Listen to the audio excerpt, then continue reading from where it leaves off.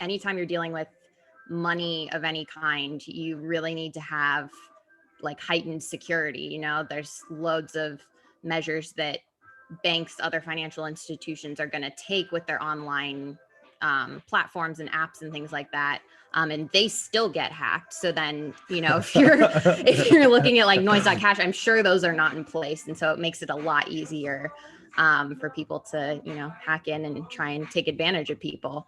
So you have to have some semblance of security measures set up if anytime you're dealing with something involving money of any kind or any kind of currency. So I guess, that I'm not surprised to hear that this has happened, especially since it's becoming bigger. I just, it's a step that needs to be taken anytime you're dealing with this type of thing.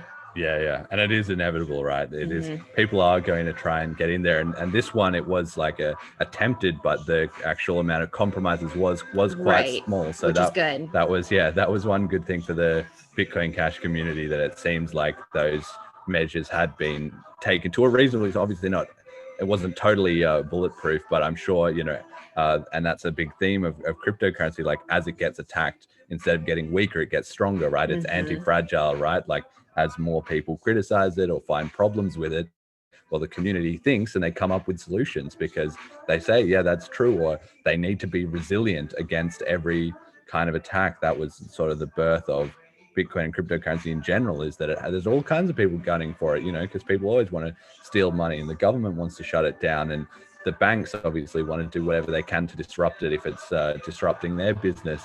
So it has to prove its own mettle, in that it has to survive all of these different incoming attacks at every scale. And ultimately, the idea is that people who don't like it will run out of attacks that they can make, that they've tried everything and it hasn't stopped it. It's still running, right? Like the Bitcoin network since inception and the Bitcoin Cash network, the same, have both had 100% uptime. It has basically never been taken. There's been one or two small chain fixes, but I don't think you've ever not been able to sort of submit transactions. And the longer that carries on and the more provably secure it is, obviously the better for the currency and the community, and the more faith that the world generally has that crypto is solid and not going away, right? So that is really important.